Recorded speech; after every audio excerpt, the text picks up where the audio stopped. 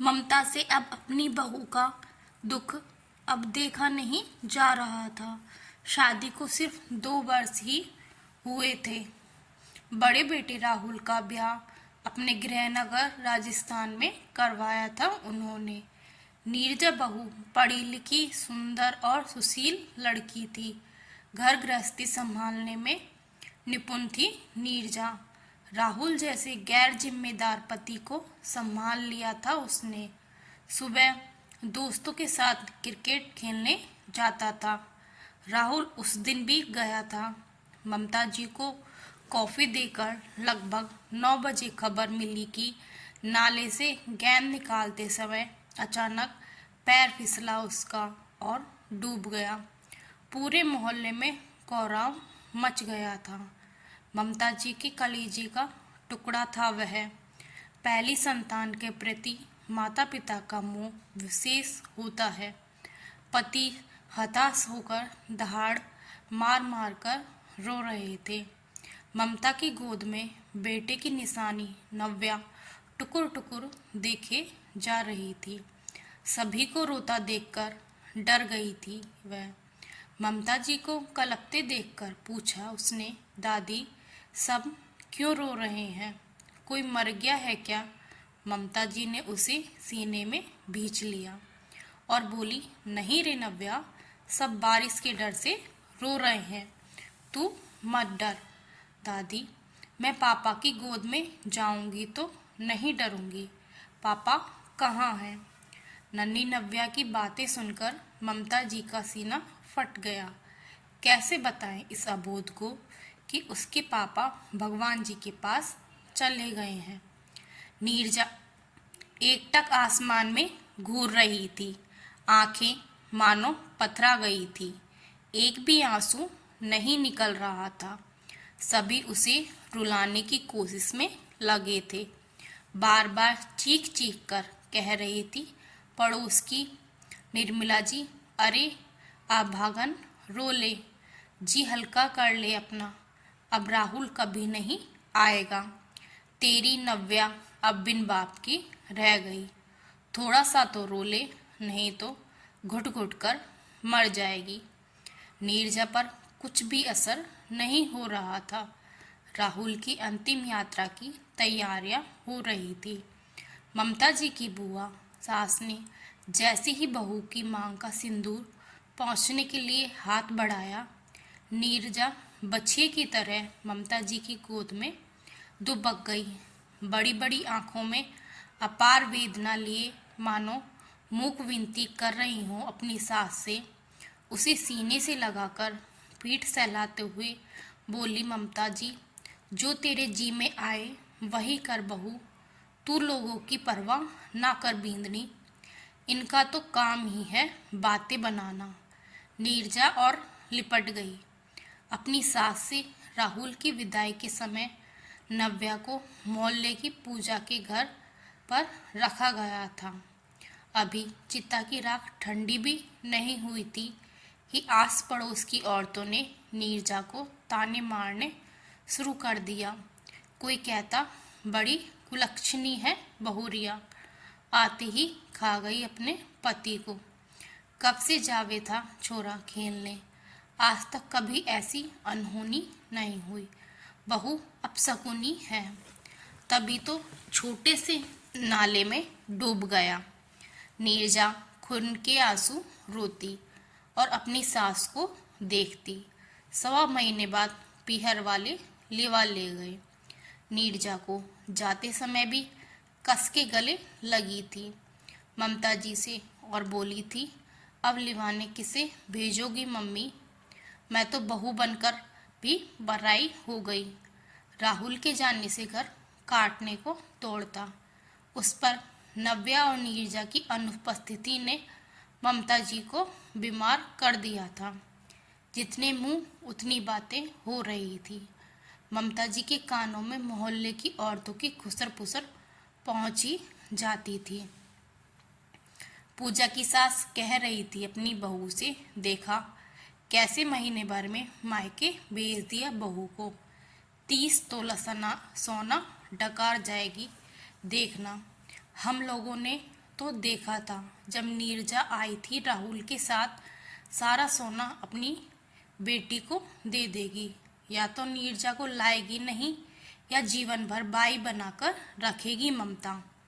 ये कैसी सहेलियां हैं, एक ही मोहल्ले में सालों से साथ रह रहे हैं, फिर भी इनके मन में इतना जहर भरा है। मैं अपनी बहू का दहेज रख लूँगी, इतनी स्वार्थी हूँ क्या मैं? मेरी बहू को मैं पसंद कर लाई थी, तो अब उसे बाई बनाकर क्यों रखूँगी मैं? सोचते सोचते ममता जी का माथा फटने लगा। तभी नीरजा की माँ का फ़ोन आया। बहन जी नमस्ते, हम पूछना चाह रहे थे कि कब विदा कराने आएंगे आप और भाई साहब। ममता जी ने अगले महीने आने की बात पक्की कर दी। रात में पति को जब अपने मन की बात बताई तो वो चौंक गए। बोले, पगला गई हो क्या ममता? बेटी की मौत का दिमाग पर असर हुआ दिखता है। अपनी बहू के बारे में ऐसा सोचते हुए तुम्हें शर्म नहीं आई क्या? बोझ थोड़े ही है हम पर, वह हमारी बेटी है। जब तक हम हैं उसे कभी तकलीफ नहीं होगी। हमारे ना रहने पर भी मैं उसकी व्यवस्था कर जाऊंगा। उसे कभी किसी का मोहताज नहीं होने दूंगा मैं। मुझे माँ भवानी की कसम, तुम अपनी बेसिर पैर की बात किसी और के सामने ना करना। लोग क्या कहेंगे? ममता जी ने पति की बात काटते हुए कहा, लोग क्या कहेंगे? उनका तो काम ही है बातें बनाना। नीरजा को यदि आपने दिल से अपनी बेटी माना है तो उसके आने वाले कल के बारे में सोचिए। हमारी आंखों के सामने हमेशा चहकने वाली नीरजा जब सूनी मांग और कलाई लिए रोती दिखेगी, बर्दाश्त कर पाएंगे आप? बड़े हैं तो बड़ा बनकर दिखाइए। समाज को आईना दिखाना जरूरी है। आप तो नेतागिरी भी करते हैं, लोगों की समस्या सुलझाते हैं, फिर जब अपने घर की बारी आई तो पीछे क्यों हट रहे हैं? है हिम्मत आप में तो चलिए बहू के मायके, अगर नहीं है तो चुपचाप लोगों की सुनते रहिए।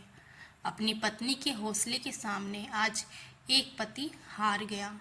समाज को जगाने का बीड़ा उठाया था उन्होंने, और आज उनकी पत्नी ने उनकी जागृति जगा दी। खुद की लंबी कद काठी होने से ममता जी की दुर्बल काया का अक्सर मजाक उड़ाते रहते थे वे। आज इस छोटे कद की औरत ने उन्हें बोना बना दिया। नीरजा के घर में बैठकर जब ममता जी ने अपना इरादा बताया तो नीरजा के घर वाले दंग रह गए। आज तक उनके खानदान में ऐसा पहले कभी नहीं हुआ था।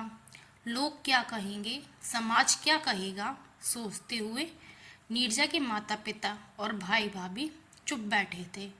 तभी नव्या दौड़ती हुई आई और ममता जी की गोद में चढ़कर पूछी, मेरे पापा कहाँ हैं दादी? ममता जी ने प्यार से उसके सर पर हाथ फेरते हुए कहा, बस जल्दी आएंगे तेरे पापा, मुझे भेजा है तुझे यही बताने। नीरजा ने पैर छूकर पूछा, मम्मी जी कब निकलना है? ममता जी ने बहू की सूनी आंखों में देखकर उसका हाथ अपने सर पर रखकर कहा, तुझे कसम है मेरी और पापा जी की, मना मत करियो। जो तूने सच में हमें अपना माँ बाप माना है तो कन्यादान अब की हमें करने दे। नव्या से वादा किया था मैंने उसके पापा दिन लाने का, पूरा करने दे मुझे मेरा वचन। पूरे परिवार वालों के सामने आज ममता जी एक प्रेरणा बन गई। बहू के किसी रिश्तेदार विदुर से शादी पक्की करने का काम नीरजा के माता पिता ने कर दिया। बाकी आगे की सारी जिम्मेदारी ममता जी ने अपने पति के साथ मिलकर निभाई। शादी के 2 दिन पहले ही छोटे बेटे और बेटी को बुलवाया था ममता जी ने। ज़्यादा रिश्तेदारों की भीड़ जमा करने से मना किया था लड़की वालों को। आज अपनी बहू का कन्यादान करते हुए राहुल को सच्ची श्रद्धांजलि दे रही थी ममता जी। बहू के दहेज के अलावा अपने दिए हुए सारे गहने चढ़ावे में चढ़ा दिए थे उन्होंने। अपनी नातिन की शादी के लिए नया रानी हार अभी अभी बनवाया था राजस्थान में ही।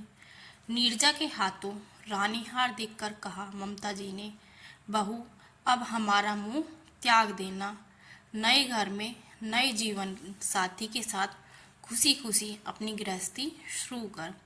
नव्या अभी छोटी है, कुंवर साहब को अपना पिता मानने में तकलीफ नहीं होगी उसे। तेरी मांग में सिंदूर लगवाकर ले गई थी, अब फिर तेरी मांग सिंदूरी देखकर जा रही हूँ। जब भी तुझे दूसरी माँ बाप की जरूरत लगे याद करना, जो ना लगे तो ना रखना नाता। ममता जी बहू से लिपटकर आज आखिरी बार रो रही थी। लोगों की परवाह ना करके आज एक माँ ने अपनी बेटी का कन्यादान कर दिया। तो दोस्तों, अगर आपको हमारी यह कहानी पसंद आए हो तो लाइक शेयर एंड सब्सक्राइब और कमेंट करना ना भूलिएगा।